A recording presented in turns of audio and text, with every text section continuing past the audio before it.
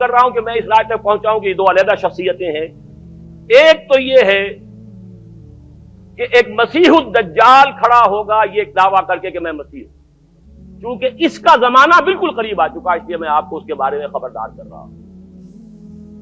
دوسرا جو مسیح جس کی شخصیت مسیح دجال کی آتی ہے، دجال اکبر، میں صرف اشارہ کروں گا، پھر کبھی انشاءاللہ اس موضوع پر تفصیل سے گفتگو ہوگی. وہ میرے نزدیک بالکل قریب قیامت کی ایک علامت ہے. جو خدائی کا دعویٰ کرے وہ جھوٹا خدا ہوگا، یہ جھوٹا مسیح ہوگا. المسیح الدجال، الدجال الاکبر وہ ہوگا کہ جو قیامت کے بالکل قریب کی تین نشانیاں ہیں. جبکہ وہ آ جائیں گی تو حدیث میں آتا ہے کہ اس کے بعد کسی شخص کے ایمان لانے کا، توبہ کرنے کا فائدہ نہیں ہوگا.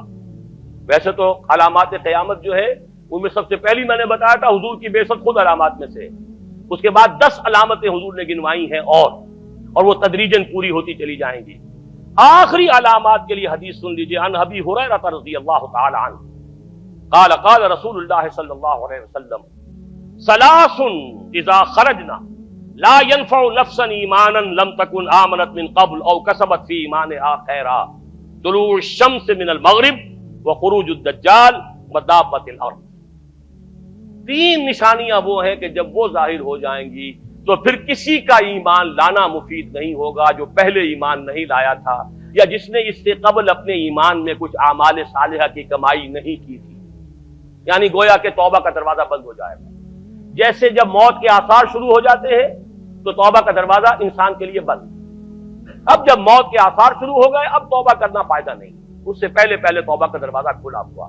معلوم یغرغر، جبکہ وہ موت کے آثار شروع ہو جاتے ہیں، گھنگرو بولنا شروع ہو جاتا ہے، معلوم ہوتا ہے کہ اب جا رہا ہے، اب توبہ بیکار.